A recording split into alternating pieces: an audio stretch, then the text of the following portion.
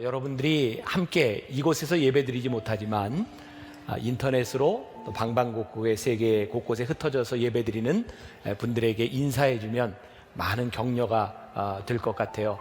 주님의 이름으로 사랑합니다 하고 두 손을 흔들어 인사하면 좋겠습니다. 다 같이 시작. 주님의 이름으로 사랑합니다. 고맙습니다. 자, 오늘 여러분들과 함께 므낫세에 대한 말씀을 나누려고 하는데, 왕들의 이야기가 벌써 13번째 오고 있습니다. 꼭 외워야 되는 왕 다 기억하시죠? 네, 여러분들 앞에 있는 콰이어를 콰이어한테 한번 물어보겠습니다. 입들을 잘 보세요. 잘 대답하는지. 통일왕국 시대에 3명의 왕이 있다 그랬습니다. 첫 번째, 두 번째, 세 번째, 솔로몬. 조금 더 들어갑니다. 잘 대답하세요. 정신 차리고. 못하면 창피가 찬란해지는 거 알죠? 잘하세요. 네.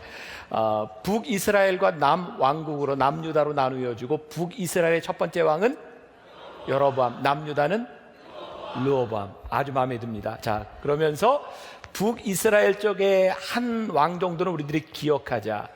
가증한 왕, 우상숭배를 했던 아합 왕은 엘리야 선지자와 동시대의 사람이다. 또 남유다에는 몇 사람이 있지만, 여러분 여호사밧, 또 지지난주에 공부했던 누구죠?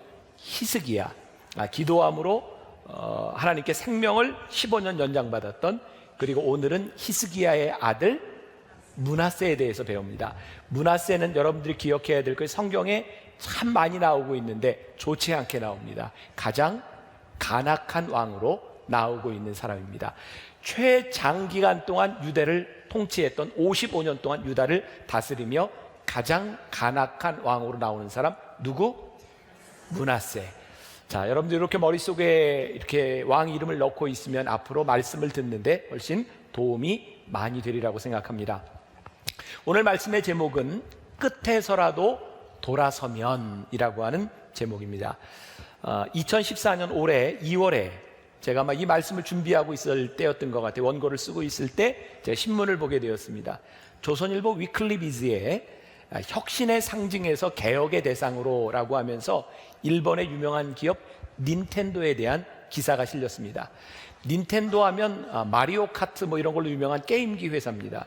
그런데 2012년에 닌텐도가 위유라고 하는 게임기를 만들었는데, 여러분 잘 아는 아키하바라라고 하는 일본의 전자상품을 많이 파는 곳입니다. 거기가 사람들이 없이 한산했다, 그렇게 기사가 나왔어요. 근데 그 이유가 무엇인가? 이 닌텐도가 게임기라고 하는 틀에 갇혀서 모바일을 놓쳤다는 거예요. 지금 여러분 이해하는 얘기 제가 하는 거죠? 게임기하고 모바일. 옛날에는 게임기를 가지고 게임을 했는데 이제는 스마트폰 가지고 모바일을 가지고 게임을 합니다. 이 닌텐도 회사가 이 게임기를 2억 대 이상을 팔았습니다. 그 닌텐도는 자기 회사를 이렇게 규정했다고 합니다. 게임기를 가장 잘 만드는 회사. 그렇게 딱 자신을 고정하고 나니까 게임기를 만들었지만 모바일에 진출하는 것에 실패했다, 그런 말입니다.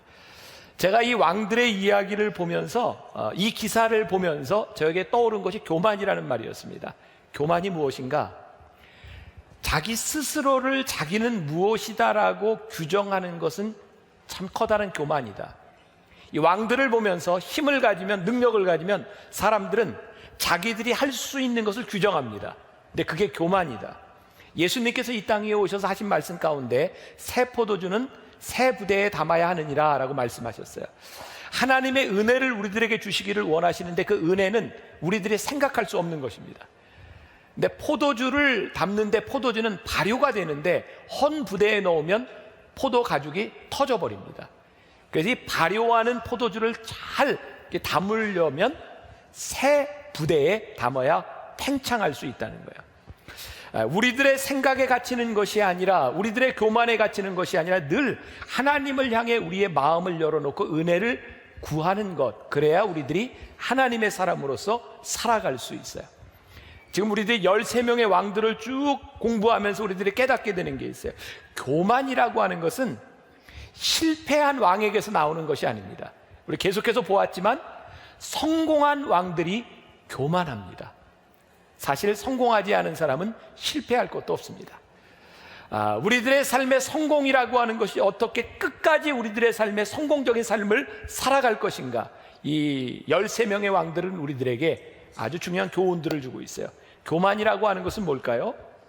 하나님을 몰라서 교만할 수도 있고, 우리들에게 주신 축복을 축복인 줄 모를 때, 감사를 잃어버릴 때 교만해지기도 합니다. 이 므낫세라고 하는 왕은 아주 특별합니다. 지금까지 우리들이 배웠던 왕들하고는 틀립니다.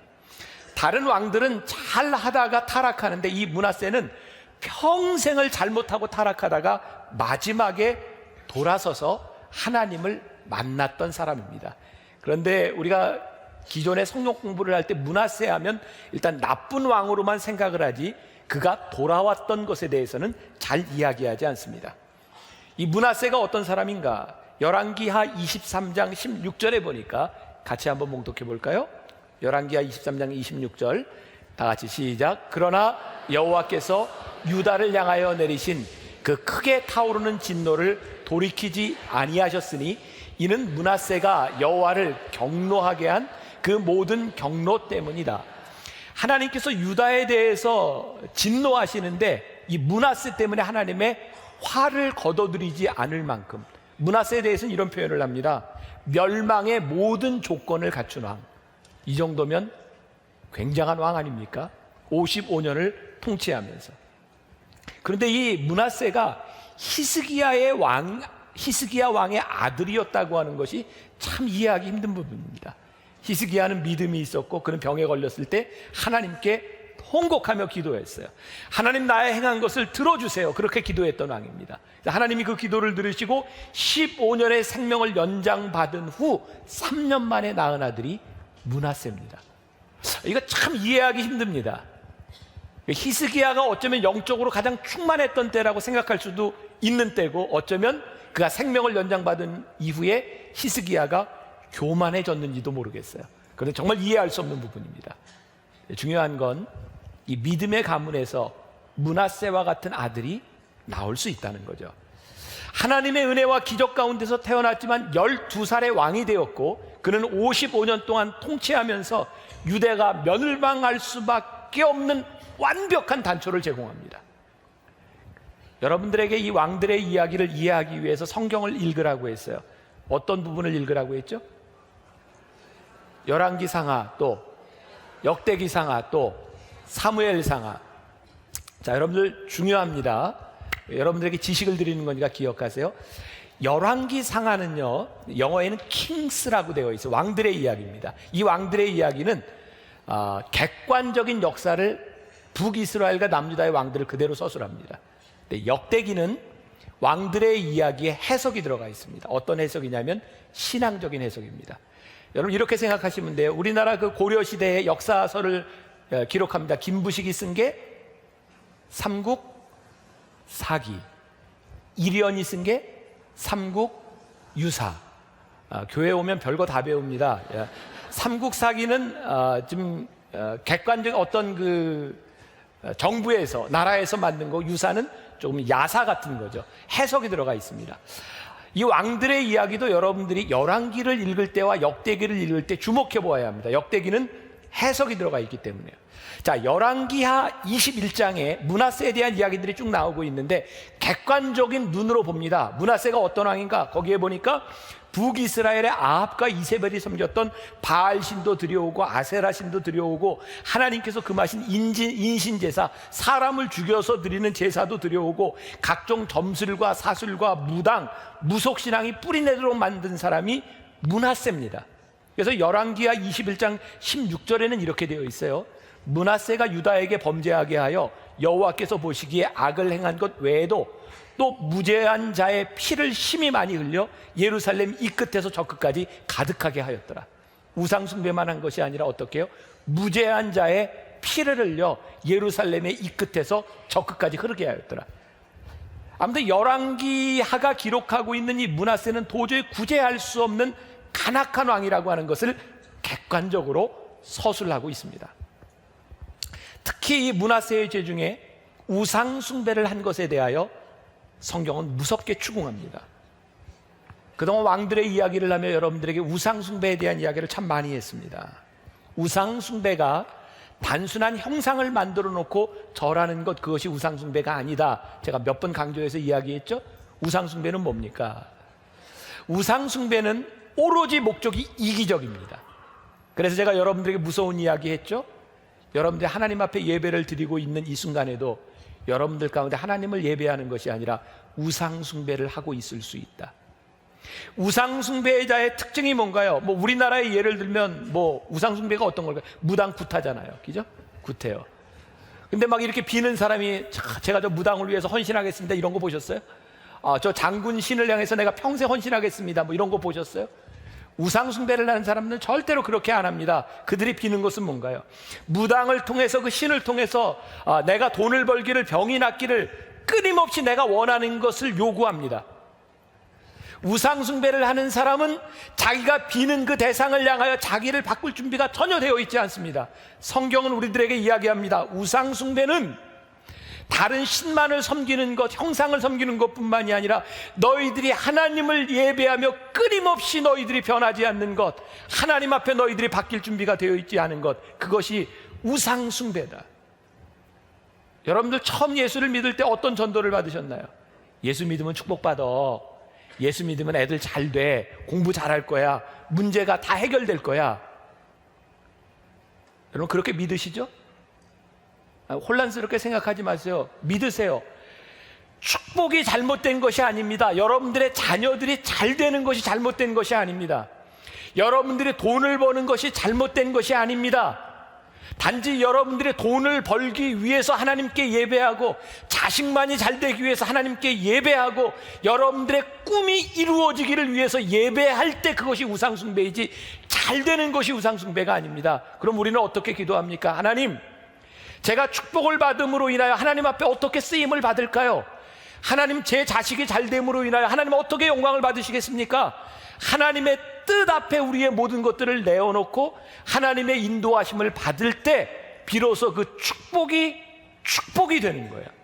우리가 기억해야 될 건, 여러분들의 축복이 우상 숭배가 되지 아니하도록, 하나님의 길에 벗어나지 아니하도록 우리들이 radical faith, 기본적인 신앙 위에 우리들이 바로 서야 한다고 하는 말씀이에요. 참 우리들이 하나님을 믿는다고 하면서 이해할 수 없는 것, 그런 부분 아닙니까? 우리가 닮고 싶은 신앙의 인물 누구예요? 다니엘의 신앙을 우리들이 많이 부러워합니다. 기도하고 기적도 경험하고 세상에 왕들이 바뀌는데도 계속 총리야. 하나님, 제가 다니엘의 신앙을 본받고 싶습니다. 아브라함의 신앙, 힘들기는 했지만 아브라함은 축복을 받고, 이삭의 신앙, 야곱의 신앙, 그런 신앙인들은 본받겠다고 기도하는데, 이 므낫세에게 죽음을 당했던 이사야와 예레미야 같은 사람이 우리들의 롤 모델이 되지 않습니다. 우리들이 닮기를 원하는 사람, 우리들 중에 예수님의 제자 닮겠다고 이렇게 바득바득 기도하는 사람 별로 없더라고요. 베드로, 안드레, 야고보, 요한 다 죽습니다. 다 순교합니다. 우리들이 닮고자 하는 사람들을 바라보면 주님을 끝까지 따라갔다 죽은 사람들을 닮고자 하는 것이 아니라 하나님을 믿으며 축복받은 사람을 닮기를 원합니다. 여러분, 이게 잘못됐다고 하는 것이 아니라 신앙이 온전하지 못하는 이야기입니다. 우리들이 하나님을 믿으며 축복의 길을 갈 때도 있습니다. 우리가 하나님을 믿으며 고난의 길을 갈 때도 있습니다. 하나님의 길은 우리들이 원하는 직선만을 이야기하는 것이 아니라 하나님이 인도하시는 곡선을 갈 수도 있는 거예요. 그 모든 것들이 우리들의 삶에 하나님의 길로 우리들에게 받아들이기 시작할 때 우리들이 축복의 길을 가는데, 우리는 내가 원했던 일이 아니면 축복이라고 생각하지 않는 거예요. 내가 원했던 길이 아니면 하나님의 뜻이 아니라고 생각하는 거예요. 그래서 하나님을 믿으며 우리는 하나님을 누리지 못해요. 왜? 내가 원할 때는 하나님이 계신데 내가 원하지 않는 길에는 하나님이 계시지 않아요. 마치 우상을 숭배하는 사람과 똑같이 믿고 있다면, 우리는 왜 우상 숭배하는 것처럼 하나님을 믿을까요? 우리들에게 찾아온 두려움에 대한 문제입니다. 잘 기억해 보세요. 생각해 보세요. 므낫세는 왜 이방의 신들을 들여왔을까요? 이방의 신이 어떤 신일까요? 아수르, 바벨론, 저 밑에 애굽. 그들 나라에 비해서 유다는 정말 보잘것없는 나라입니다. 이 보잘것없는 나라에 이 므낫세가 보니까 저 큰 나라의 신을 섬기는 그 사람들을 바라보니까 그 신을 섬기면 나도 뭔가 될 것 같은 거예요. 우리의 두려움은 왜 찾아올까요? 우리들은 왜 세상을 부러워할까요? 우리들의 가치가 세상의 가치와 다르지 않다는 겁니다. 우리들이 왜 쉽게 권력 앞에 무릎을 꿇고 물질의 우상 앞에 우리들이 그렇게 쉽게 타락할까요? 우리들이 세상과 별반 다르지 않은 가치를 가지지 못하기 때문에 우리는 쉽게 우상 숭배와 권력과 힘에 빠져들기 시작합니다. Radical faith, 우리들의 기본적인 신앙에 대한 문제인데, 여러분들의 삶의 가치가 달라지지 않는 한 우리는 너무 쉽게 타락할 수 있다는 거예요. 교회의 승리가 무엇인지, 우리 신앙의 승리가 무엇인지, 만일 므낫세가 그 조상들의 어려움 가운데서도, 출애굽 가운데서도 그들을 버리지 아니고 끝까지 인도하셨던 하나님의 손길을 보았더라면 어려움 가운데, 세상의 권력 가운데 쉽게 무릎 꿇지 않았을 텐데, 므낫세에게는 눈에 보이는 권력이 크게 보였던 것 같아요. 하나님의 자녀가 된다고 하는 것, 하나님의 뜻대로 살아간다고 하는 것, 그것은 하나님의 손이, 하나님의 인도하심이 우리 가운데 보일 때입니다. 마땅히 행해야 할 일을 하지 않으면 하나님께서 매를 드세요. 제가 이 말씀 전하면서 여러분들에게 몇 번 그렇게 얘기했습니다. 저는 여러분들에게 공포심을 심어주기 위해서 이 말씀을 드리는 것이 아니라, 근데 아무튼 좋은 말 할 때 들으세요. 진짜. 이게 성경을, 제가 왕들의 이야기를 보면서 제가 정말 뼈저리게 느끼는 거예요. 저는 교인들에게 심판을 이야기하는 것이 그렇게 별로 바람직하지 않다고 생각했어요. 왜? 신앙은 무서움으로 우리들이 믿는 것이 아니니까. 하나님은 사랑이신데, 근데 끊임없이 이 왕들에 대한 매가 있고 심판이 있더라는 거죠. 제가 깨닫게 된 게 뭐예요? 하나님이 심판하실 때, 매를 드실 때, 그건 저주가 아니라 하나님의 사랑이 있더라고요. 하나님이 매를 드실 때 하나님은 우리를 포기하지 않으셨다는 것을 그 매를 들면서 우리들에게 보여주셨어요. 하나님의 분노, 그것은 우리를 사랑하시지 않는다면 하나님은 절대로 우리들에게 분노하실 이유가 없으셨을 것 같아요. 그 열왕기서는 이 므낫세의 모든 죄악들을 나열하고 있는데, 역대기에 가보니까 므낫세가 이렇게 죄를 지음으로 인하여 그가 당했던 환난을 바라보며 거기에 하나님의 마음을 봅니다. 오늘 우리가 읽은 본문 말씀 12절과 13절 말씀, 우리 같이 한번 봉독해 보겠습니다. 그가 환난을 당하여 그의 하나님 여호와께 간구하고 그의 조상들의 하나님 앞에 크게 겸손하여 기도하였으므로 하나님이 그의 기도를 받으시며 그의 간구를 들으시사 그가 예루살렘에 돌아와서 다시 왕위에 앉게 하시매 므낫세가 그제서야 여호와께서 하나님이신 줄을 알았더라. 그가 환난을 당하여, 그게 무슨 말일까? 환난이 뭘까요? 여러분, 어떤 게 여러분들의 삶의 환난인가요? 여러분들이 매니지할 수 있는 건 환난이 아닙니다. 여러분들이 손쓸 수 없는 것, 그것이 환난입니다. 환난을 당하면 우리들에게 무엇이 보이나요? 내가 무능력하다고 하는 것이 보일 뿐만 아니라 내 능력을 넘어선 하나님의 손길이 환난 가운데 보입니다. 므낫세의 이 환난 가운데 그가 크게 겸손하여져서 하나님께 기도함으로 하나님이, 여호와께서 하나님이신 줄을 알게 되었더라.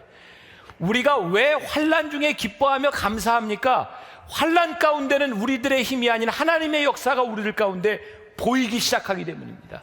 혹시 여러분들 가운데 내 힘으로 되지 않는, 내가 아무리 해봐도 내가 손을 쓸 수 없는 그런 환난 가운데 여러분들이 있다면, 아니 혹시 여러분들 가운데 단순한 환난이 아니라 내 삶을 바라보며 하나님께서 매를 드신 것 같은 그런 느낌이 여러분들에게 있다면, 여러분, 이게 참 힘든 얘기지만 기뻐하고 즐거워하십시오. 왜? 하나님이 여러분들을 버리시지 않으셨다는 증거이기 때문입니다. 때때로 우리들의 삶은 우리의 능력을 벗어나는 어려움의 때가 필요하다는 생각이 들어요. 하나님이 매를 드신다고 하는 것은 우리를 심판하시겠다고 하는 것이 아니라 우리에게 심판을 유보하시겠다고 하는 하나님의 사랑이 우리들에게 보이기 때문입니다. 저도 이제 나이가 들어가요. 죄송합니다. 저보다 나이 든 분들, 저도 나이가 들어요. 저희 교회, 제 후배, 저보다 어린 목사님들, 교역자들이 많이 있어요. 제가 교회에서 저보다 아랫사람을 혼내는 경우는, 혼내지 않는 경우, 둘 중에 하나입니다. 아주 잘했든지 포기했든지 둘 중에 하나입니다. 포기하면 혼내지 않습니다. 포기하면 내가 혼내면서 화를 내면서까지 그렇게 시간을 투자할 이유가 없습니다. 저는 분명히 하나님의 사랑을 봅니다. 우리를 향해 매를 드신 하나님의 사랑, 우리를 포기하지 않으셨다는 하나님의 마음, 우리 하나님께서 우리들에게 매를 드실 때, 우리들에게 고난이 올 때, 이 성경은 므낫세의 고난, 바벨론의 포로로 끌려가는 왕이 쇠사슬에 묶여 포로로 끌려갑니다. 포로로 끌려가며 그 고난 가운데 므낫세는 하나님을 깊이 생각합니다. 그리고 하나님께 기도합니다. 다행스러운 것은 그 고난의 순간에 그가 하나님을 묵상하며 여호와 하나님께 기도하고 그의 조상들의 하나님 앞에 크게 겸손했다라고 말을 하고 있습니다. 도저히 믿을 수 없는 일인데 므낫세가 변했습니다. 하나님께서 만지시면 누구나 변화될 수 있는 겁니다. 그제서야 므낫세는 여호와께서 하나님이신 줄 알았다라고 고백하고 있습니다. 사람이 변화되는 것은 우리의 관점이 아닙니다. 하나님의 관점입니다. 제가 지난 한 주간 사랑에 대한 이야기를 참 많이 했습니다. 사랑은 인내하는 것이다. 소망을 가지는 것이다. 사랑을 가지고 있는 사람은 쉽게 포기하지 않습니다.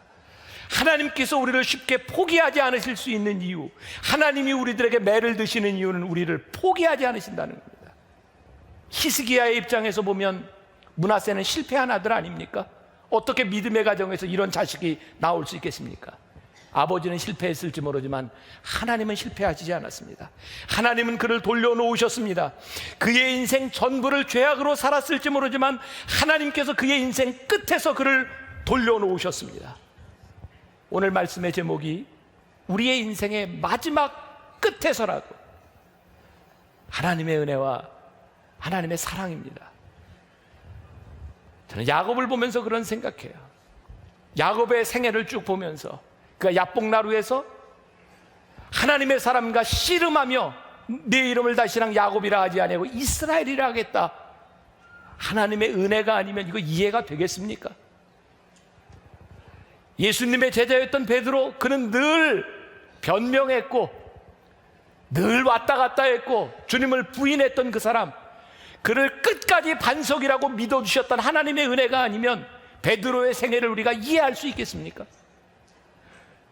예수님 이후에 가장 위대한 사도라고 일컬어지는 사도 바울, 그가 사울이라고 하는 이름을 가지고 예수 믿는 사람들을 죽이려고 다메섹으로 달려가다가 그가 꼬꾸라져서 예수님을 만났던, 그를 만나주셨던 주님이 아니고 사도 바울의 생애를 우리가 어떻게 해석할 수 있겠습니까?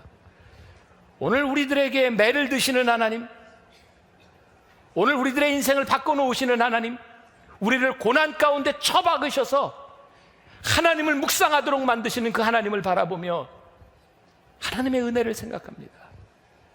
하나님의 사랑과 은혜가 아니라면 정말 이런 일이 우리들에게 있을 수 있겠는가? 므낫세에게 쇠사슬에 묶여서 바벨론으로 끌려가는 포로, 이게 얼마나 수치스러운 일이겠습니까? 하나님께서 그의 수치를 다 덮어주셨어요. 돌아오게 하십니다. 어제 변화산 새벽기도 마지막 날 아담과 하와를 생각하며 정말 제 마음속에 있었던 은혜가 그런 거였어요. 하나님께 불순종함으로 아담과 하와가 에덴 동산에서 쫓겨날 때, 그들이 벌거벗은 것이 너무나 부끄러워할 때, 그들이 무화과 나무 잎을 가지고는 가릴 수 없는 그 수치를 하나님께서 가지고서로 감춰주셨어요. 하나님께 불순종했던 아담과 하와, 그들을 사랑하시는 하나님이 아니고는 이해할 수 없는 그들의 수치를 하나님이 감춰주셨어요. 저는 오늘 여러분들에게 이런 믿음의 도전을 던지고 싶어요.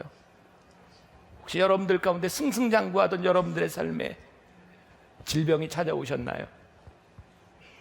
내가 의사를 찾아가도 해결할 수 없는, 이제 하나님만은 바라볼 수 없는 그런 질병이 여러분들에게 찾아왔는지, 여러분 그렇게 잘하던 여러분들의 사업이 여러분들이 잘못해서가 아니라 불가항력적으로 어쩔 수 없는 어려움 가운데 있는 사람, 내 자식을 위해 아무리 애써도 말을 듣지 않는 그 자식을 바라보며 도저히 할 수 없는 이때 우리에게 하나님의 은혜가 보이기 시작합니다. 하나님을 깊이 묵상하고 우리를 붙잡아 주시는 하나님을 바라봅니다. 가난한 자가 복이 있다. 온유한 자가 복이 있다. 애통하는 자가 복이 있다. 의에 줄이고 목마른 자가 복이 있다.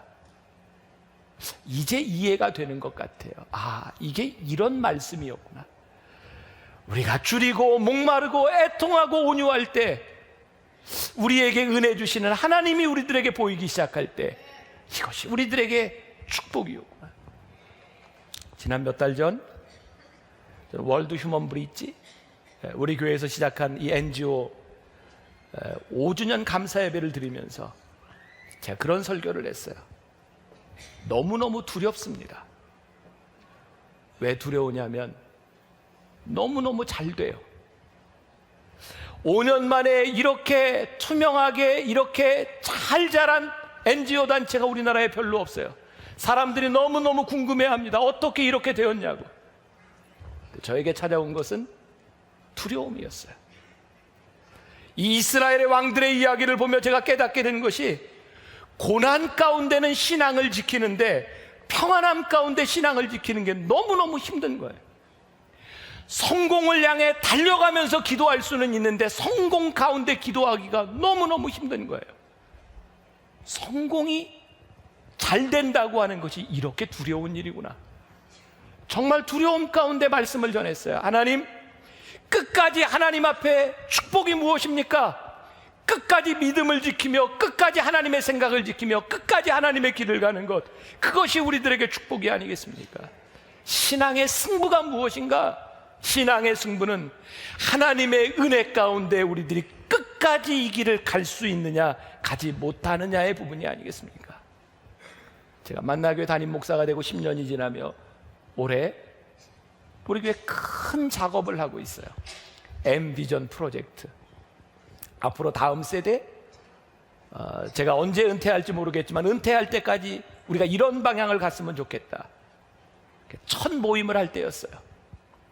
우리 교회에서 조금 전문가들로 구성된 분들과 함께 첫 모임을 할 때 한 분이 저에게 이런 질문을 했어요. 목사님, M비전 왜 하는 겁니까? 그분의 물음 속에는 이런 의미가 들어있었어요. 만나교회 지금 잘 되고 있지 않습니까? 문제가 무엇입니까? 왜 이런 작업을 해야 되는 겁니까? 라고 저에게 물었어요. 아마 많은 분들이 그런 의문을 던집니다. 무슨 문제가 있는 것도 아니고 왜 이런 것을 해야 되는 겁니까? 제가 10년 전 만나교회 담임 목사가 되었을 때 비전 2020이라고 하는 작업을 했어요. 왜 했는지 아세요? 제가 두려웠어요. 제가 40살에 담임 목사가 되어서 장로님들은 어떻게 느꼈는지 모르지만 그 당시에 장로님들 40여 분이 거의가 60이 넘은 분이었어요. 제가 어떤 경험으로 그 장로님들과 무슨 일을 의논하며 이미 큰 교회의 담임 목사가 돼서 제가 교인들과 무엇을 할 수 있겠습니까? 너무너무 두려웠어요. 그래서 물어야 되겠다고 생각했어요. 저에게 주신 열정과 제가 꿈꾸고 있는 이것이 정말 옳은 일인지를 하나님 앞에 묻고 교인들에게 묻고 이 일을 시작해야 되겠다고 생각했어요. 왠지 아세요? 제가 너무너무 약했으니까. 그리고 그 작업이 끝나고 나서 제 방에는 지금도 비전 2020이라고 하는 계획서가 제 책상에 유리판 안에 들어가 있습니다. 정말 놀랍습니다. 어쩌면 이렇게 기적처럼 그때 꿈꿨던 일들이 이렇게 이루어지고 있는, 이걸 어떻게 설명해야 될지 모르겠어요. 근데 지금 왜 하는 겁니까? 저에게 또다시 두려움이 찾아왔어요. 그때는 힘이 없어서 두려웠는데 지금은 힘이 있어서 두려워요. 온 교회 장로님들이 도와줄 준비가 되어 있고 교인들이, 모르겠어요, 여러분들은 어떻게 느끼는지 모르지만 교인들이 저를 참 좋아한다고 저는 느껴요. 너무너무 담임 목사, 저는 대한민국에 이런 교회 없다고 생각해요. 이렇게 담임 목사 좋아하는 게 참 드뭅니다. 전 그렇게 믿고 있어요. 아무튼 뭘 하든 여러분들이 도와줄 준비가 다 돼 있는데 뭐든지 할 수 있는데 저에게 찾아온 두려움이었어요. 내가 힘이 있어서 하나님을 바라보지 못할까 봐 두려웠어요. 내가 하고 있는 일들이 내가 하고 싶은 일이 될까 봐 두려웠어요. 그래서 묻는 겁니다. 하나님, 저에게 힘이 있는 것, 저에게 능력이 있는 것, 이렇게 좋은 교인들과 이렇게 좋은 교회에서 목회하는 것이 끝까지 축복이어야 할 텐데, 하나님 이 축복을, 하나님의 은혜를 잊지 않고 갈 수 있도록 두렵고 떨리는 마음으로 이 일을 시작합니다. 제가 여러분들에게 계속 신앙은 인격의 문제라고 하는 말을 합니다. 믿음은 인격이다. 끝까지 하나님 앞에 우리들이 인격적으로 이 인격을 잃지 않고 하나님 앞에 서 있을 수 있을 때 이것이 믿음이고 이것이 신앙이다. 제가 목사 된 지 26년 됐습니다.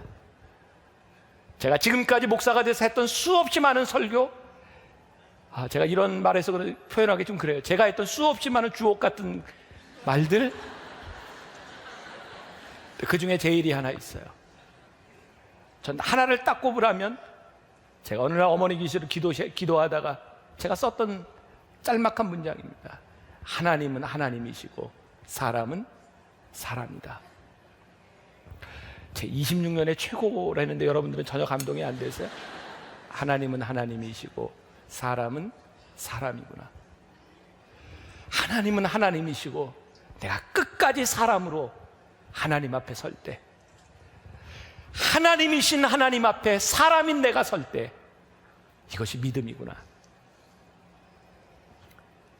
인격적인 모습, 하나님이 하나님이고 내가 사람일 때, 하나님을 끝까지 의지하며 하나님의 뜻이 보일 때, 그것이 우리의 믿음의 인격이 아니겠는가. 므낫세가 회개하고 돌아옵니다. 그가 회개하고 돌아왔지만 그의 전체 인생에 대한 평가가 그렇게 달라지지 않습니다. 므낫세는 여전히 악한 왕입니다. 우리가 그냥 지나치는 부분이기도 한데 역대하 33장 19절에 보니까 같이 한번 볼까요? 역대하 33장 19절.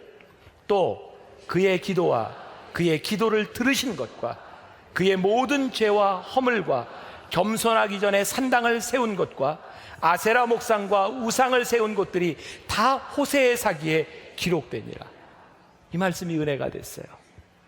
그의 허물이 다 기록되어 있는데 그의 기도와 그의 기도를 들으신 것도 기록이 되어 있다는 거였어요. 끝에서라도 돌아온 므낫세, 하나님이 그의 기도를 들으셨어요. 잘 살다가 끝에 타락한 왕이 아니라 평생을 못 살았지만 끝에 살아도 돌아왔던 하나님의 마음, 하나님의 심판을 받지 않고 돌아왔던 왕 므낫세. 오늘 여러분들에게 이런 말씀을 드리고 싶어요. 끝까지 믿음을 지키십시오. 우리 인생의 후반기가 더욱더 중요합니다. 하나님이 혹 여러분들에게 매를 드셨다면 하나님의 사랑을 보십시오. 그리고 하나님의 은혜 앞에 무릎을 꿇고 기도하고, 오늘 하나님 앞에 기도하는 우리를 통해, 우리의 눈물을 통해 하나님께서 또 하나의 간증을 여러분들의 삶에서 만들어 가시지 않겠습니까? 오늘 우리가 이 말씀의 주인공이 될 수 있기를 주님의 이름으로 간절히 축원합니다. 오늘 3부 예배 나온 여러분들 한 사람 한 사람을 주님의 이름으로 축복합니다. 이제 오늘부터 시작해서 앞으로 거의 한 4달 동안 누가 왕인가 라고 하는 큰 주제를 가지고 이스라엘의 왕들을 통해서 우리의 신앙의 레디컬한 부분들을 다시 살펴보게 될 것입니다. 이 기간 동안 여러분들이 사무엘 상하, 열왕기 상하, 역대기 상하를 묵상하면 굉장히 도움이 많이 될 것입니다. 오늘 첫 번째 사울 왕에 대한 이야기로 끝까지 하나님보다 앞서지 마라, 이런 제목으로 말씀을 나누려고 합니다. 2014년 한 해 동안 우리들이 레디컬이라고 하는 주제를 가지고 우리의 신앙의 기본을 다시 한번 점검해 나가고 있습니다. 여러분들 스스로 한번 대답해 보세요. 여러분들이 하나님을 믿는 사람들인데 여러분들 하나님 앞에 쓰임 받고 싶으십니까? 버림받고 싶으십니까? 쓰임 받고 싶죠. 그런데 이 이스라엘 왕들을 보니까 어떤 왕은 하나님 앞에 쓰임을 받기도 했고 어떤 왕은 버림을 받기도 합니다. 그러면 어떤 사람이 쓰임을 받는가, 어떤 사람을 하나님이 쓰시는가, 이것을 우리들이 배워나가는 것은 신앙에 좋은 유익이 되리라고 생각해요.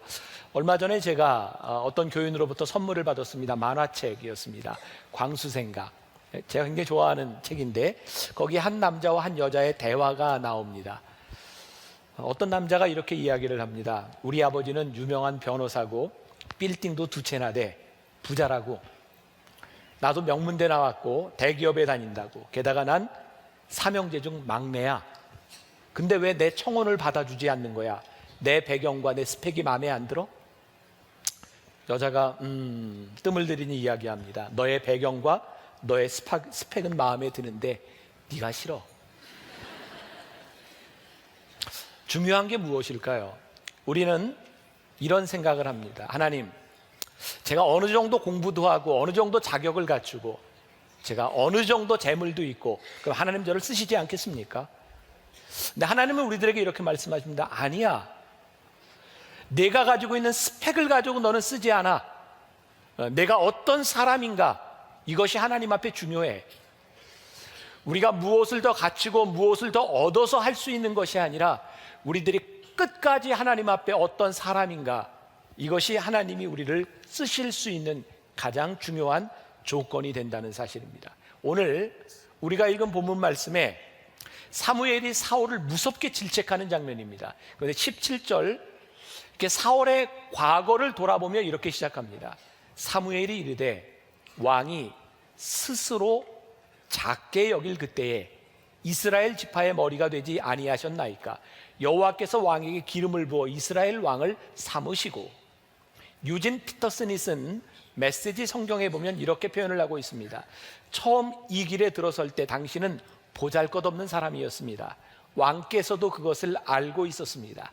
그때 하나님께서 당신을 이스라엘 가운데 가장 높이 두셔서 왕으로 삼으셨습니다. 사울 스스로도 작은 자였고 하나님도 그가 작은 자라는 것을 알고 계셨는데 하나님께서 당신을 높이셨습니다. 그런데 오늘 사울 왕의 문제가 무엇입니까? 이제 그 자신이 스스로 작다고 여기지 않는다는 것입니다.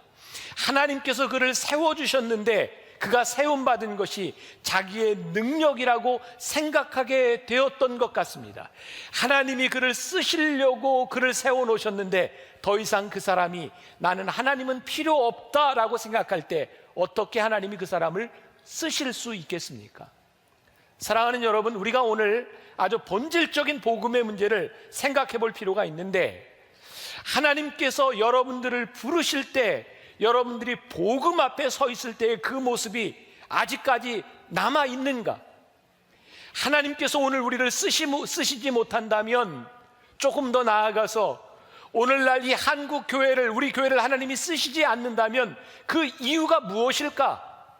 하나님이 우리를 부르셨을 때의 그 모습이 우리들에게 있는가? 하나님께서 사무엘을 통해서 이 사울에게 기름 부으실 때 사무엘상 9장 21절에 보면 사울이 이렇게 말을 하죠. 사울이 대답하여 이르되 나는 이스라엘 지파의 가장 작은 지파 베냐민 사람이 아니니까, 또 나의 가족은 베냐민 지파 모든 가족 중에 가장 미약하지 아니하니까 당신이 어찌하여 내게 이같이 말씀하시니까 하니. 이 모습만 볼 때 사울은 정말 괜찮은 사람입니다. 하나님이 쓰실 만한 사람입니다. 그런데 어떤 사람의 인생은요, 한 가지 사건으로 이야기되지 않습니다.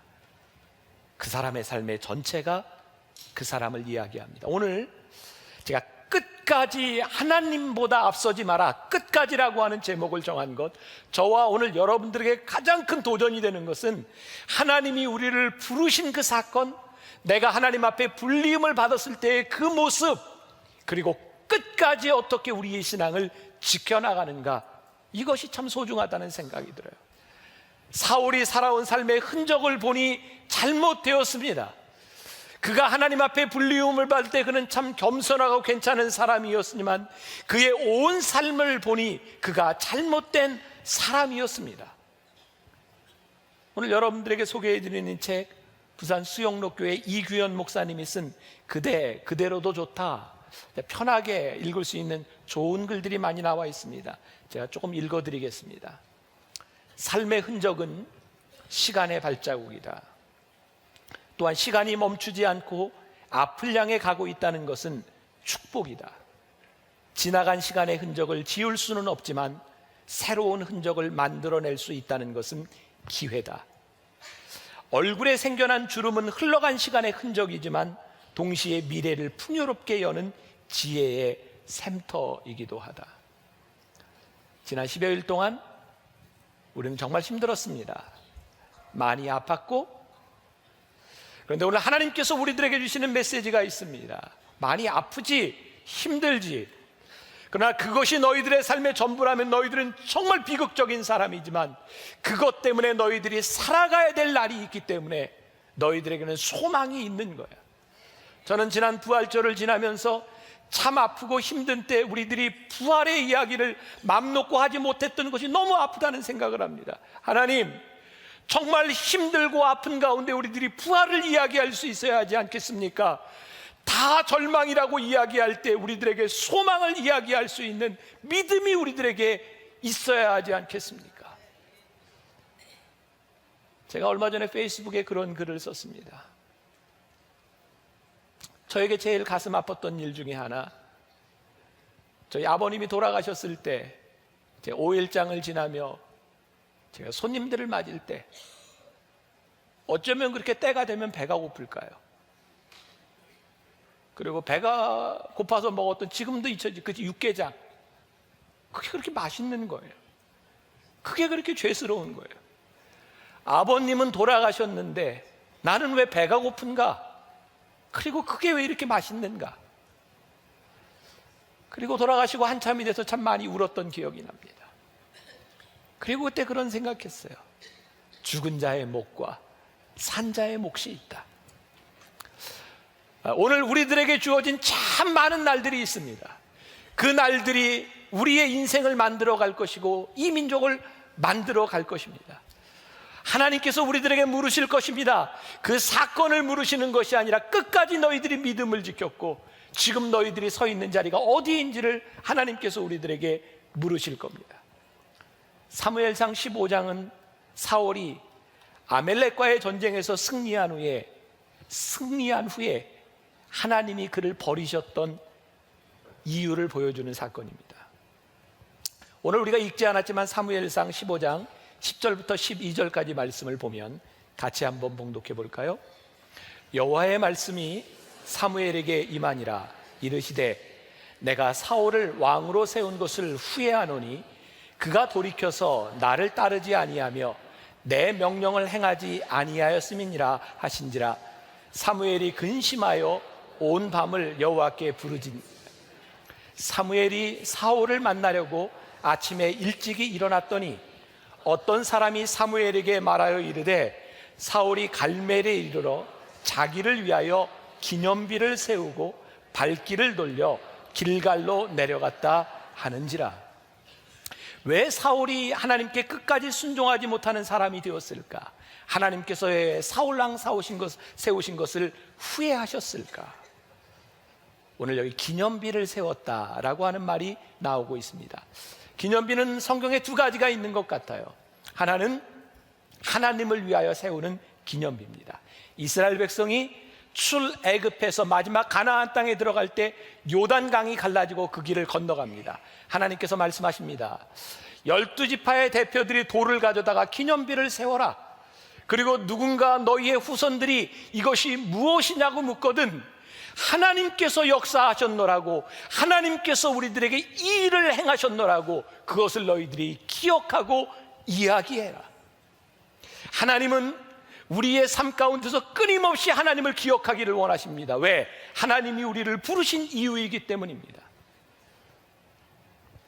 순환주간을 지나면서 정말 반가운 전화를 하나 받았습니다. 일본에서 전화가 왔어요. 우리 교회 청년 중에 지지난주 일본 JLPGA 일본 프로 골프에서 우승을 한 친구가 나왔어요. 이지연이라고. 저에게 전화를 해서 이렇게 얘기했습니다. 목사님, 하나님이 하셨어요. 하나님이 나를 안아주셨어요. 제가 잊을 수 없는 말이 하나 있습니다. 제가 초심을 잃지 않겠습니다. 8년 동안 13번 가까이 마지막 결승 라운드에 올라가서 한 번도 우승하지 못한 얼마나 어려운 시간이었겠습니까? 하나님이 하셨습니다. 그래서 동생과 함께 우리가 우승을 하면 이렇게 기도하자고 생각했던 그 초심을 잃지 않겠습니다. 제가 그랬습니다. 그래, 그 마음 잃지 말아라. 왜냐하면 우리 주위에 우리는 수없이 많은 믿음의 영웅들을 봤는데 그 믿음의 영웅들이 너무나 처참하게 사라져가는 모습을 바라보며 하나님 쓰셨던 그 사람들이 저렇게 무너져가는 모습을 바라보며 하나님 얼마나 아프실까? 하나님이 우리를 이렇게 세워주셨는데 우리를 세우신 하나님께 영광을 돌리지 못하고 하나님이 버리는 사람들을 바라보며 그것이 혹시 나는 아닌가? 오늘 사울을 보니까 그는 전쟁에 이기고 난 후에 하나님이 그로 하여금 이 전쟁을 이기게 하셨는데 그의 마음 가운데 어떤 생각이 들었냐면 내가 승리한 것을 기념하리라. 그래서 그는 기념비를 세웁니다. 자기의 이름으로 기념비를 세웁니다. 이 전쟁에서 하나님의 흔적이 없어지기 시작합니다. 사랑하는 여러분, 여러분들의 신앙에서 여러분들의 삶에서 하나님의 흔적이 없어지면 하나님과의 관계가 깨어집니다. 하나님과의 관계가 깨어지면 하나님이 여러분들을 쓰실 수가 없습니다. 저는 여러분들이 축복받은 사람이고 하나님께 영광을 돌리는 사람이 되었으면 좋겠습니다. 그러나 그것 때문에 하나님과의 관계가 깨어지지 않았으면 좋겠습니다. 오늘날 우리 한국교회를 바라보며 우리들이 마음 아픈 것이 무엇입니까? 하나님이 이 땅 위에 교회를 세워주셨는데 이 세워진 교회가 그 영광을 가로채며 하나님 앞에 쓰임받지 못하는 것이 얼마나 비참한 일이겠습니까? 여러분을 축복하신 하나님 앞에 우리들이 어떻게 서야 할까? 예수님께서 제자들을 부르실 때 누가복음 9장 23절에 보니까 자기를 부인하고 날마다 제 십자가를 지고 나를 따르라 말씀하셨습니다. 많은 사람들이 예수님을 따라왔는데 예수님이 쓸 수 있는 사람은 누구냐면 매일 너를 부인해라, 자기 십자가를 져라. 그것이 예수님을 따라오는 조건이었습니다. 하나님의 일은 아버지의 뜻대로 이루어지는 것이지 내 마음대로 하는 것이 아니라는 것을 말씀하셨습니다. 하나님께서 우리를 도구로 사용하기를 원하시는데 때로는 나를 망치로, 나를 톱으로, 지팡이로 쓰시기를 원하시는데 어느 날 이 도구가 이야기하는 겁니다. 나 기념비 할래. 하나님이 우리를 쓰실 수가 없는 겁니다. 지난 주간에 어떤 목사님들과 함께 이야기를 나누는데 우리나라에서 알만한 유명한 교회, 굉장히 오래된 교회 목사님입니다. 그 교회에 원로 장로님이 한 분 계십니다. 말만 하면 알만한 유명 인사입니다. 그분은 신앙의 전통을 가지고 명문가의 사람입니다. 그런데 교회에서 무슨 일을 하려고 하면, 무엇을 좀 손보려고 하면 그 장로님이 이렇게 이야기를 합니다. 목사님, 교회 벽에 못 하나 박으면 그거 나한테 못 박는 거예요. 절대로 하지 마세요. 벽돌 하나 움직이면 내 몸을 찢는 거예요. 아무것도 못하게 한답니다. 왜? 거기에 그 부모와 조상들의 흔적이 있다는 겁니다. 내 흔적이 없어지는 거 견디지 못한다는 겁니다. 어떤 목사님은요, 교회 간 지 얼마 되지 않았는데 그냥 모르고 강단에 있는 뭔가를 치운 모양이에요. 근데 그 딸이 와서 막 소리를 지르답니다. 목사님, 거기 우리 어머니가 기증한 무슨 글씨가 있는데 그 마음대로 치우면 어떡합니까? 그래서 다시 갖다 놨대요. 이게 남의 이야기입니까? 내 흔적이 사라지는 것 견디지 못하고 내 영광이 깨어지는 것 견디지 못하고 우리 예수님께서 베드로와 요한과 야고보를 데리고 변화산에 올라가셨어요. 거기서 기적을 체험합니다. 예수님이 변화되는 모습을 받고 그들이 꿈에도 보고 싶었던 모세와 엘리야를 봅니다. 제자들이 뭐라고 얘기합니까? 예수님, 여기에 예수님을 위하여, 모세를 위하여, 엘리야를 위하여 초막을 지읍시다. 오늘날로 이야기하면 그게 무엇입니까? 기념교회를 지읍시다. 예수님 뭐라고 말씀하세요? 쓸데없는 소리 하지 말아라. 내려가자. 그리고 내려오십니다. 아무리 훌륭한 믿음의 조상이고 믿음의 선배들일지라도 그들은 도구였습니다. 하나님이 쓰셨을 뿐입니다. 그들을 기념하는 것이 신앙이 아니라는 말씀입니다. 이 말이 저에게, 여러분들에게, 지금 모든 교회에게 얼마나 큰 도전이 되는 일인지 몰라요. 얼마 전 제가 우리 교인들과 함께 유럽 개혁지를 돌면서 제네바에 가게 되었어요. 가는데 안내하는 분이 저기가 유명한 앙리 뒤낭이라고 하는 적십자사를 처음으로 만든 첫 번째 노벨 평화상을 받은 앙리 뒤낭의 묘지입니다. 거기가 이렇게 잘 가꾸어져 있습니다. 근데 앙리 뒤낭은 죽을 때 이렇게 유언했습니다. 일체의 어떤 장례의 절차도 거부합니다. 나를 위해 아무것도 하지 마십시오. 여러분, 장로교를 창시한 존 칼빈, 그가 죽을 때 뭐라고 얘기했는지 내 무덤도 만들지 마십시오. 그런데 오늘날 캘빈의 무덤이 너무 초라하다고 거기에 기념비를 세우자는 겁니다. 우리 이 뜻을 모르는 것 아닙니다. 신앙의 유산을 잘 가지자는 겁니다. 그런데 언제부터인가 이 교회와 우리들의 신앙에 하나님이 사라지고 하나님의 영광이 사라지고 우리의 기념비가 세워지면서 하나님이 우리를 쓰실 수 없는 존재가 되어버리는 것은 아닌가? 세례 요한은 그의 정체성에 대해서 요한복음 3장 30절에서 이렇게 말합니다. 그는 흥하여야 하겠고 나는 쇠하여야 하리라.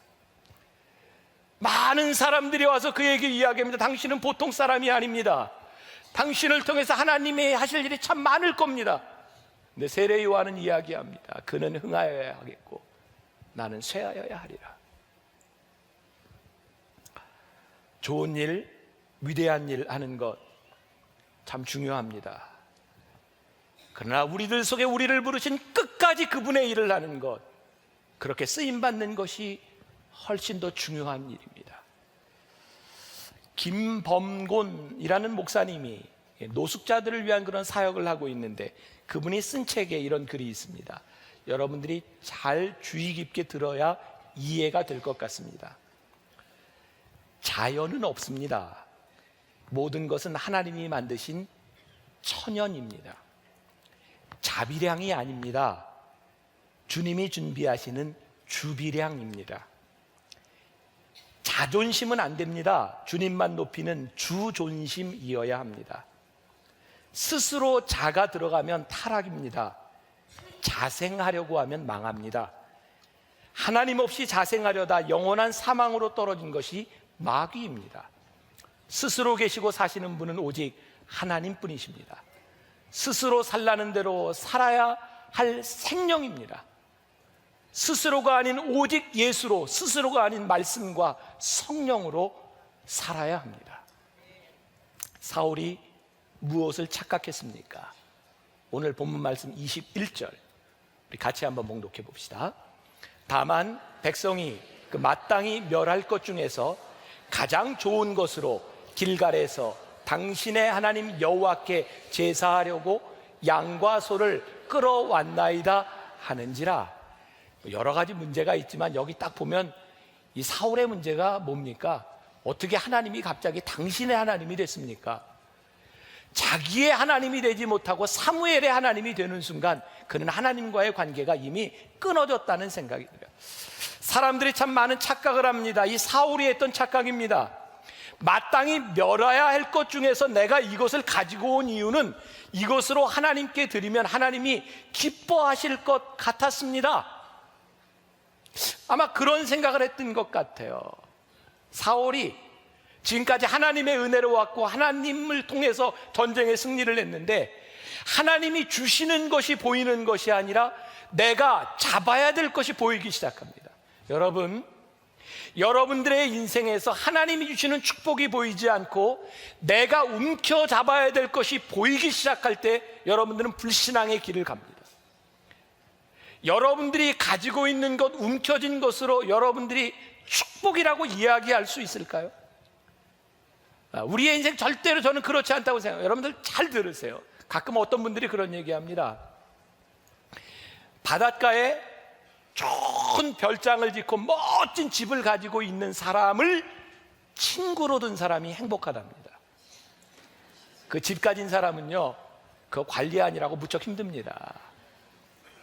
여러분, 가진 것이 여러분들을 행복하게 해준다고 생각합니까? 제가 미국의 시카고에 있을 때 저희 교회 교인들 대부분 세탁소를 많이 했습니다. 그 당시 한국 교민들이 세탁소 많이 했고 돈 많이 벌었습니다. 한국 사람들이 돈 많이 벌면 뭐 하는지 아십니까? 큰 집 삽니다. 한국에서는 꿈도 못 꾸는 큰 집에 수영장까지 달린 집, 월요일부터 금요일까지 아침부터 저녁까지 계속 일하고 이제 주말에는 교회 오고, 그 넓은 저택과 수영장을 사용하는 사람이 누구냐면 일하러 온 사람이요. 수영하고 쉬었다가 청소해 놓고 갑니다. 여러분들 소유가 진짜 여러분들의 소유라고 생각하십니까? 여러분들이 가진 것이 여러분들을 행복하게 해주리라고 생각하십니까? 이전에 한국에 이 골프가 비싸니까 은퇴하고 뉴질랜드로, 호주로 가서 내가 실컷 골프 치겠다, 그리고 이민 간 사람들 많습니다. 가서 사람들이 재밌습니까? 행복합니다? 물으면 지겹습니다 라고 대답을 한답니다. 시간의 즐거움은요, 내가 시간이 없을 때 생기는 것이 기쁨이지 남아도는 시간이 기쁨이 아닙니다. 직업이 없어서 지금 놀고 있는 사람에게 참 한가하시네요. 가슴에 불을 지르는 겁니다. 어쩔 수 없이 주어지는 시간, 그것은 여유가 아닙니다. 여러분들이 가지는 것, 그것이 여러분들의 소유가 아닙니다. 하나님이 사울을 통해서 분명히 말씀해 주시는 것입니다. 그건 내가 갖지 마라고 하면 갖지 않을 수 있어야 합니다. 그것이 믿음입니다. 왜? 하나님은 또 다른 승리와 또 다른 기쁨을 준비하고 계신데 우리들이 그것을 누리지 못하기 때문입니다. 순종이 무엇입니까? 듣는 겁니다. 믿음은 들음에서 납니다. 들어야 우리들이 행할 수 있는 겁니다. 오늘날 우리들이 끝까지 순종하지 못하고 믿음을 버리는 이유는 우리들이 순종하지 않는다는 겁니다. 들으려고 하지 않는다는 겁니다. 사울이 겸손하게 하나님 앞에 가졌던, 하나님 저건 작은 사람입니다라는 겸손이 그에게서 사라져버리고 말았습니다. 오늘 본문 말씀 20절과 21절 우리 다시 한번 봅니다. 사울이 사무엘에게 이르되 나는 실로 여호와의 목소리를 청종하여 여호와께서 보내신 길로 가서 아멜렉 왕 아각을 끌어왔고 아멜렉 사람들을 진멸하였으나 다만 백성이 그 마땅히 멸할 것 중에서 가장 좋은 것으로 길갈에서 당신의 하나님 여호와께 제사하려고 양과 소를 끌어왔나이다 하는지라. 말씀을 묵상하다가 저에게 들어온 게 20절 마지막이었습니다. 아멜렉 사람들을 진멸하였으나 라는 말입니다. 사실은 이렇게 끝나면 안 됩니다. 제가 진멸했습니다 라고 했으면 딱 끝날 일입니다. 그런데 진멸하였으나 끝까지 순종하지 않았다는 겁니다. 왜? 하나님께서 하신 말씀이 그의 마음에 들지 않았습니다. 그래서 그는 여기까지만 순종을 하고 자기가 하고 싶은 일을 했습니다. 오늘 여러분들이 순종하기 참 힘든 이유는 무엇일까요?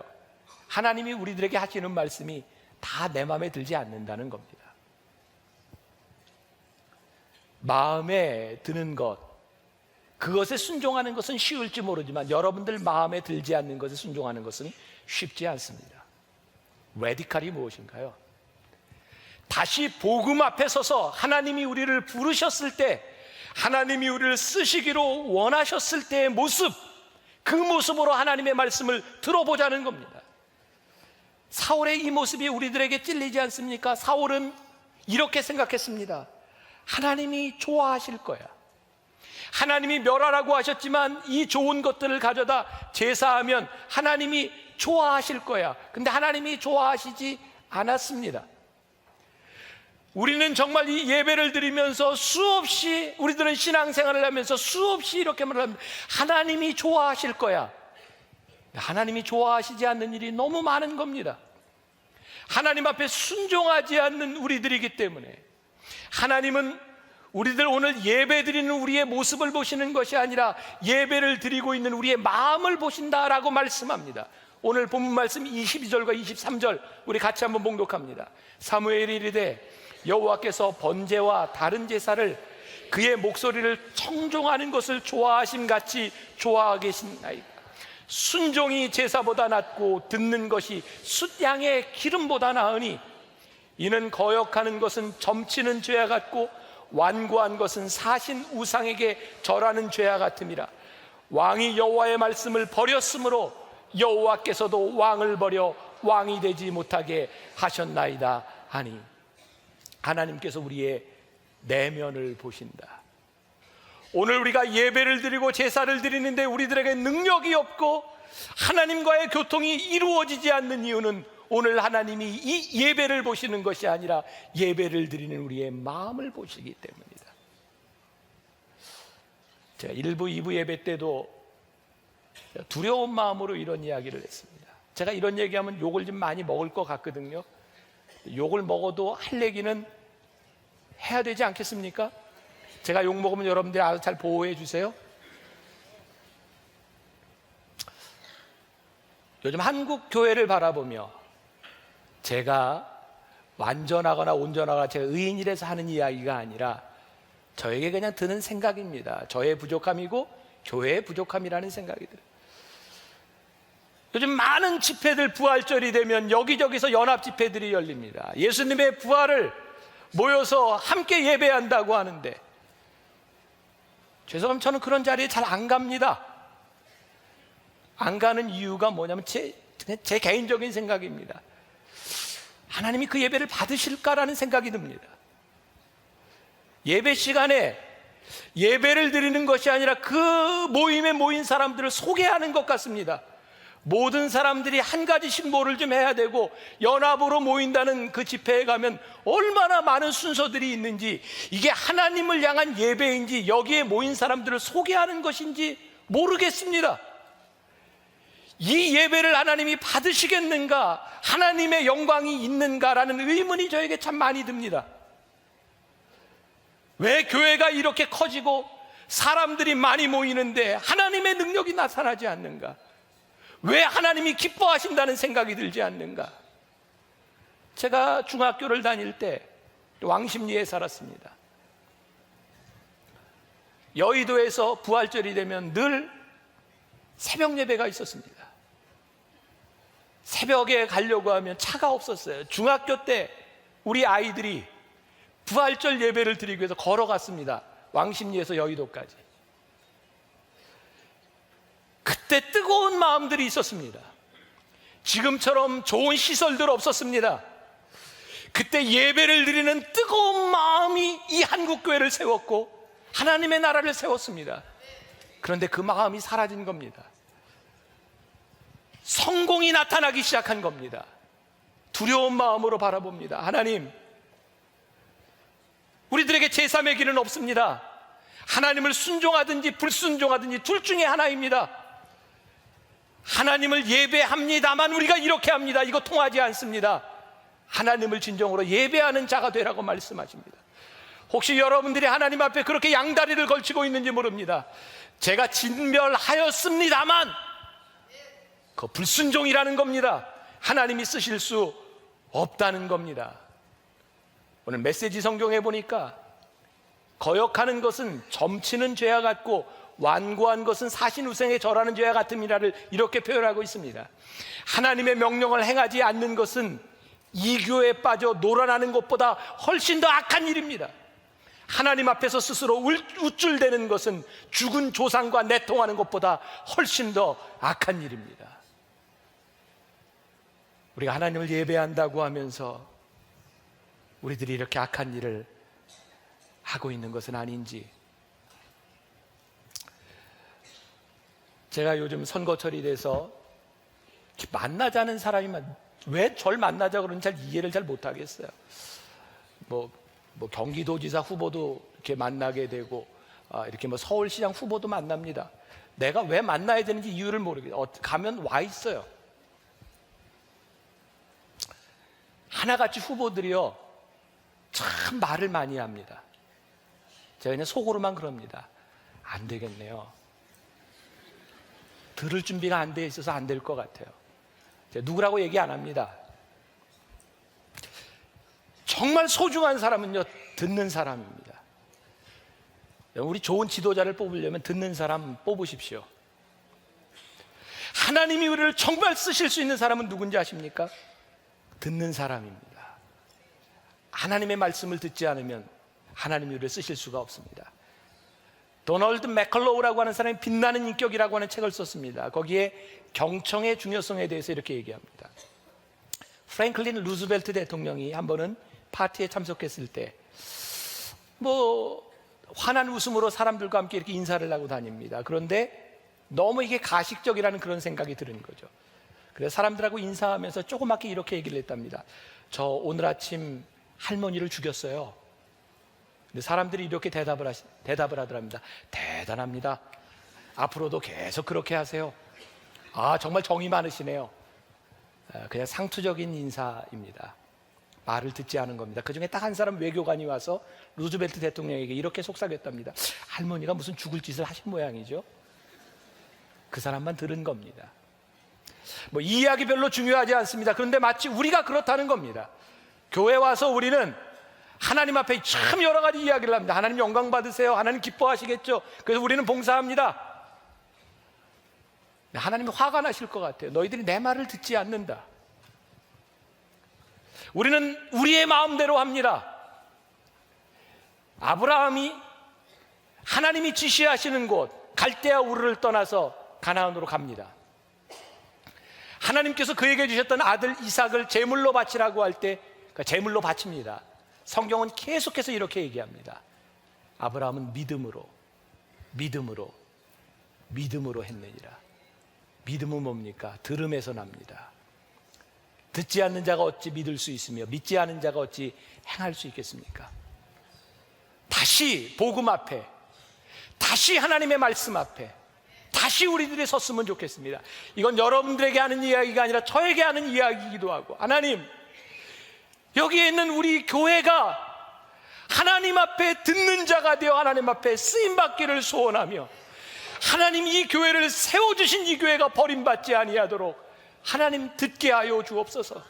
오늘 예배를 드리며 이 자리에 나온 여러분들이, 하나님 앞에 불림을 받은 여러분들이 버림받는 자가 아니라 하나님 끝까지 우리를 쓰셔서 하나님 끝까지 하나님 앞에 쓰임받는 자가 되게 하여 주옵소서. 오늘 여러분들의 마음을, 여러분들의 삶을, 여러분들의 믿음을 보시는 하나님 앞에 여러분들의 인생에 누가 왕인지를 분명하게 고백할 수 있는 여러분들이 되시기를 주님의 이름으로 간절히 축원합니다.